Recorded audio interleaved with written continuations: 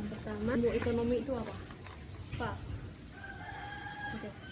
Ilmu ekonomi yaitu adalah ilmu sosial yang mempelajari aktivitas manusia yang berhubungan dengan produksi, distribusi, dan konsumsi terhadap barang dan jasa. Istilah ekonomi berasal dari bahasa Yunani. Yang pertama, oikos. Oikos yaitu keluarga atau rumah tangga, dan nomos yaitu aturan, yang berarti aturan dalam keluarga atau rumah tangga. Secara ekonomi dibagi menjadi dua. Yang pertama yaitu ekonomi makro, meneliti fenomena yang luas. Yang kedua, ekonomi mikro, mempelajari perilaku dan perusahaan dalam membuat keputusan untuk mengalokasikan sumber daya yang terbatas. Jadi lebih gampang. Ruang lingkup ekonomi mikro. Ekonomi mikro mengkaji bagian kecil dari kegiatan perekonomian, membahas tentang perilaku ekonomi secara pribadi dalam rumah tangga, perusahaan, dan struktur industri. Selanjutnya, ruang lingkup ekonomi makro. Ruang lingkup makro sendiri kan luas ya. Ekonomi makro ini membahas hal yang terkait dengan ketersediaan lapangan pekerjaan, tingkat pengangguran, dan hal yang terkait dengan inflasi dan deflasi. Komponen dalam ekonomi mikro, yang pertama kan interaksi di pasar barang. Itu kan contohnya tadi di pasar kan. Jadi kita rasa itu ada dipertemukannya penjual dan pembeli. Di situ berinteraksi untuk menentukan harga suatu barang tersebut kan. Dan uang dalam masyarakat. Uang memiliki peran yang penting kan di masyarakat sebagai jual beli, sebagai tukar menukar. Uang berperan sebagai alat pertukaran dan alat pembayaran yang sah. Ketersediaan uang yang beredar dalam masyarakat akan berpengaruh terhadap kondisi perekonomiannya.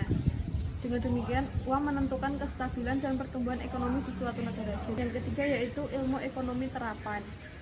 Ilmu ekonomi terapan merupakan salah satu cabang ilmu ekonomi yang menganalisis ekonomi teori untuk merumuskan kebijakan, pedoman, atau standar yang tepat dalam mengatasi masalah ekonomi tertentu di bidang kesehatan, geografi, politik, pendidikan, dan ekonomi dan bidang-bidang lainnya untuk mengatur kan bidang-bidang itu kan ada ekonominya juga kan, kayak kesehatan di rumah sakit kan tentunya membutuhkan ilmu ekonomi kan di bidang bendaharanya. Penerapan prinsip ekonomi. Yang pertama yaitu tindakan ekonomi rasional. Rasional itu apa? Rasional itu kayak bisa diatur oleh logika nyata gitu. Yang kedua yaitu tindakan ekonomi irasional, kan kebalikannya. Nah, jadi tidak masuk akal. Contohnya yaitu di sini yang pertama, tindakan ekonomi rasional menggunakan minyak tanah untuk memasak. Setelah mengetahui bahwa menggunakan LPG lebih menghemat biaya, si ibu ini memasaknya nggak pakai minyak tanah lagi gitu loh. Jadi ia lebih memilih memasak menggunakan gas LPG yang hemat dan bisa dicarikan. Yang kedua, contoh dari tindakan ekonomi irasional yaitu Bu Safitri berencana meminjam uang untuk membeli mobil baru. Hal ini dilakukan setelah Bu Safitri melihat pameran mobil terbaru di Jakarta. Padahal Bu Safitri sudah memiliki mobil dan masih layak pakai. Padahal kan di sini masuk akalnya itu kan dia udah memiliki mobil, kenapa harus membeli mobil baru yang harganya itu lebih mahal, uangnya kan bisa untuk dipakai hal-hal yang kebutuhan yang lain kan. Udah paham? Oke. Yang selanjutnya kita mau kerjain soal ya.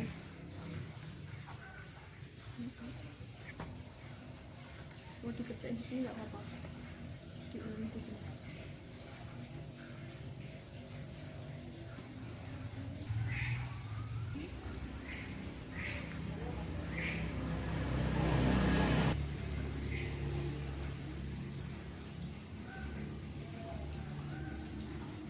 Udah selesai ngerjainnya.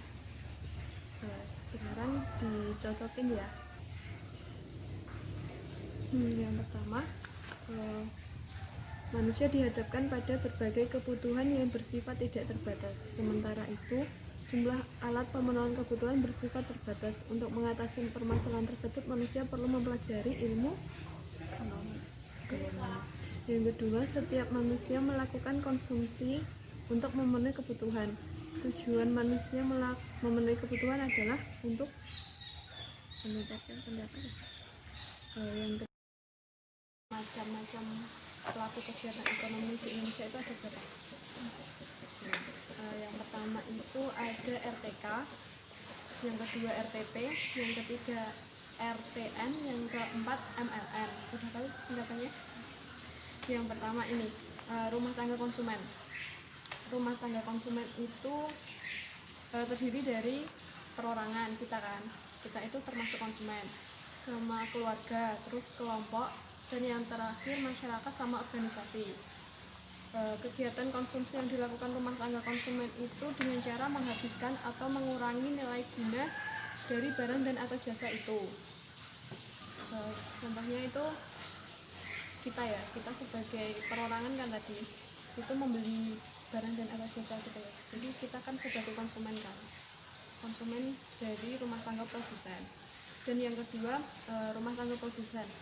Rumah tangga produsen itu kegiatan utama yaitu sebagai penghasil barang atau jasa untuk memenuhi kebutuhan masyarakat atau konsumen tadi.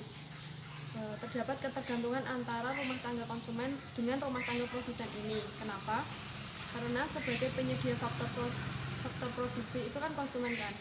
Nah itu kan gantung sama satu sama lain kan. Jadi nggak mungkin ada barang yang dihasilkan dari rumah tangga produsen kalau bahan mentahnya dari konsumen nggak ada kan. Kegiatan yang dilakukan rumah tangga produsen itu harus mempertimbangkan aspek efektivitas dan aspek efisien. Jadi kita sebagai produsen ya harus mempertimbangkan efisiensi waktu dalam memproduksi barang kan, sama efektivitas. Jadi barang yang dihasilkan itu dari bahan mentah kan, itu nggak boleh sembarangan gitu loh, harus dimaksimalkan kan.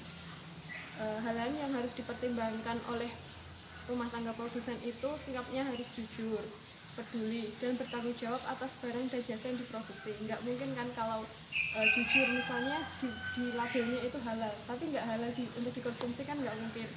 Jadi itu harus dipertanggungjawabkan itu tadi.